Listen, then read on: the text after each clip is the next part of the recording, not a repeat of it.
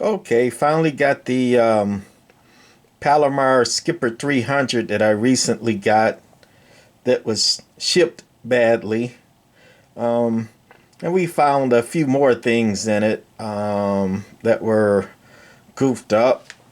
Um, but anyway, got it going, so that's going to put it on the bench in a minute. This is the Skipper 300 I recently acquired. I bought it because it was very clean. Um, Close to mint.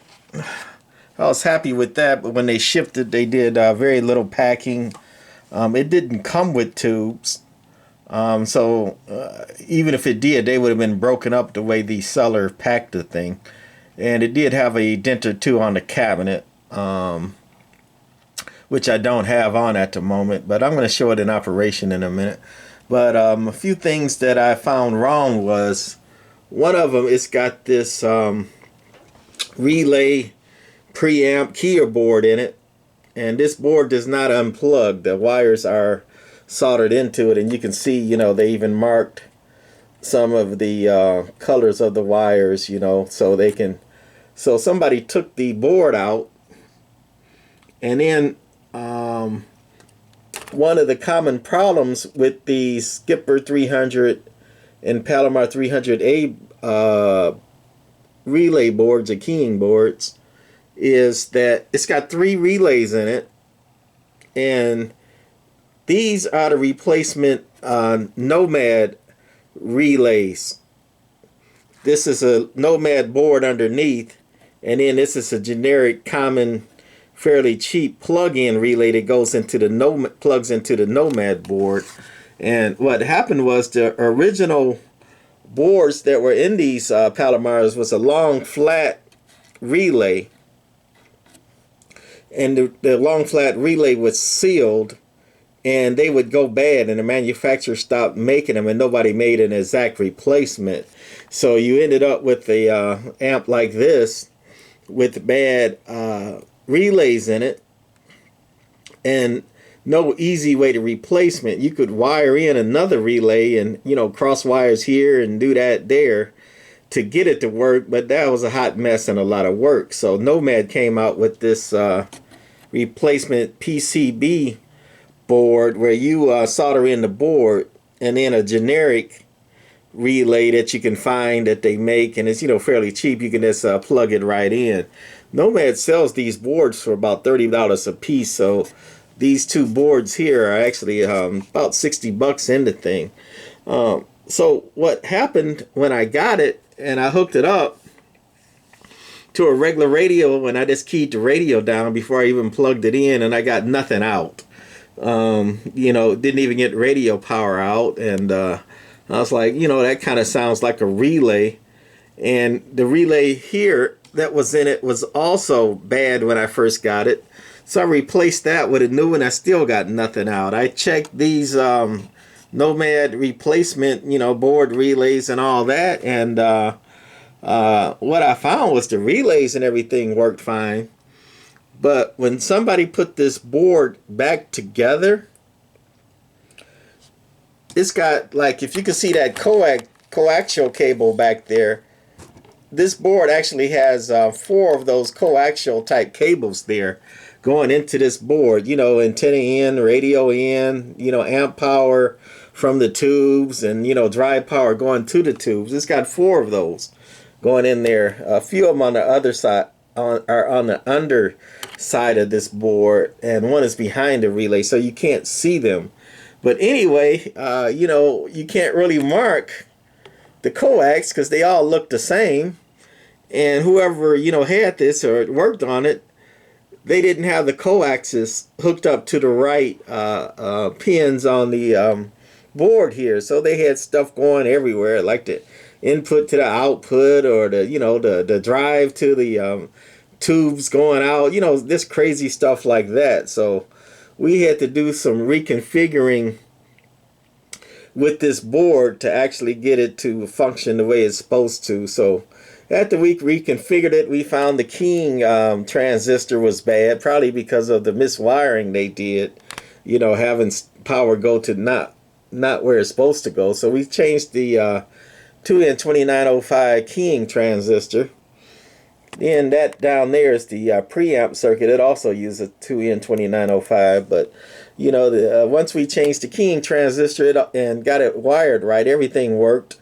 And we kind of like the Nomad boards because we can, if one of those goes bad, we can actually replace it, you know, easily and on the cheap. So that's the story on that.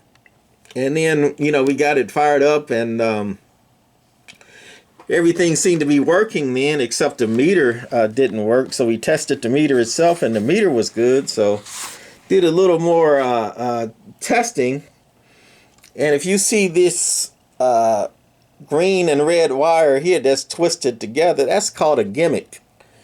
And that's what reads or what powers the meter. What it is, these, even though they're not electrically connected, and that's what a gimmick is, it's a thing that like taps power or read powers or gives you some capacitance, but they're not electrically connected or touching. They're just close enough where they can still, you know, get a little bit of power or voltage to jump across there, and that's all you need to drive the meter. You know, you don't need a whole lot of power. So this is a gimmick that somebody had cut out of this thing. It wasn't there at all. And that above is the meter circuit, and like I say, that red wire and this green wire weren't there at all, so we put that one in. And this Skipper 300 over here is an original. Well, at least the gimmick is original. Let me find it on the camera. There it is. So that's an original gimmick in this Skipper 300 here. This is the one with the toroid in it. I already did one on this one. So we recapped it. We put the gimmick in to get the meter to work. And this one's run 8950 tubes, which is the hard to find, you know, expensive version of the 6LF6.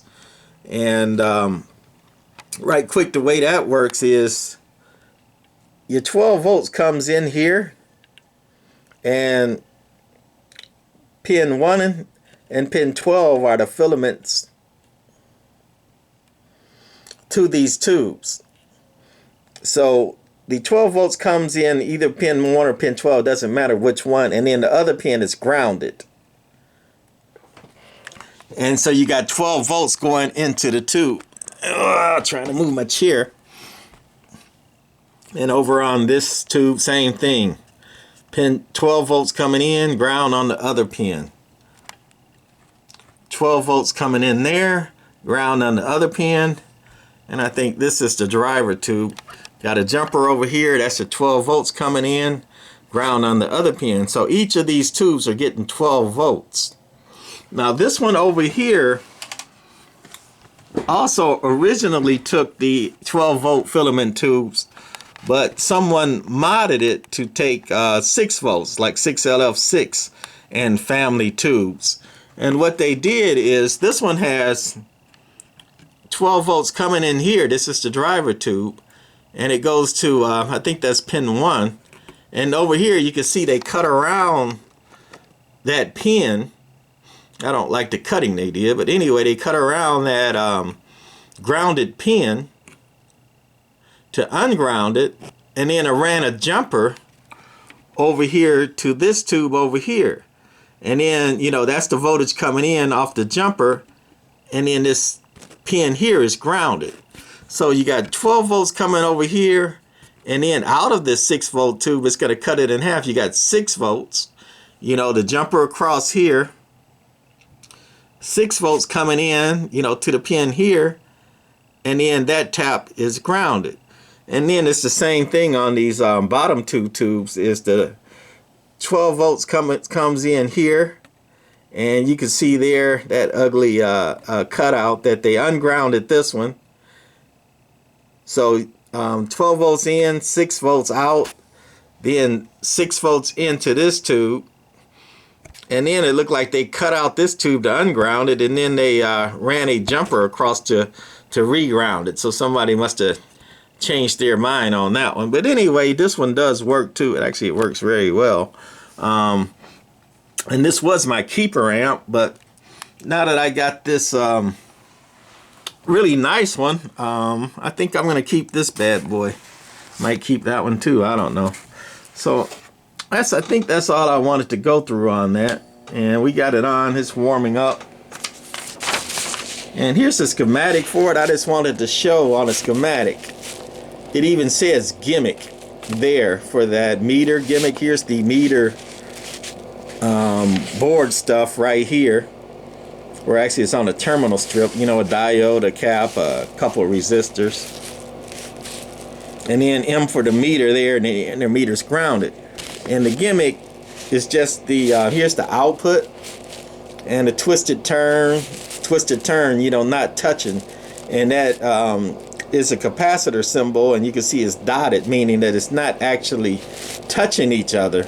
They're just close enough where it's actually going to get some capacitance, you know, jumping across those twisted turns to get a reading. So that's a gimmick. Two things that are close enough, you know, to get some reading or some capacitance. Sometimes they use inductance, but not actually electrically touching. So anyway, we're gonna put the amp on standby, and just the mud duct radio going in again. Radio doing 2.5 watts. Audio,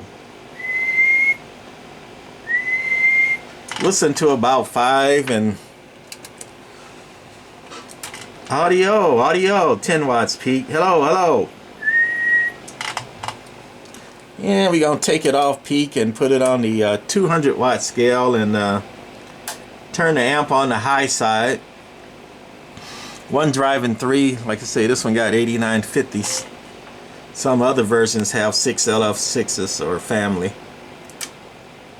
And with, you know, 2.5 watts in, we're dead keying at 140. Audio, barely moving when we talk. Audio. And whistling about 185 on average. And last we're gonna put it on the 2000 watt scale and put it on peak. Audio.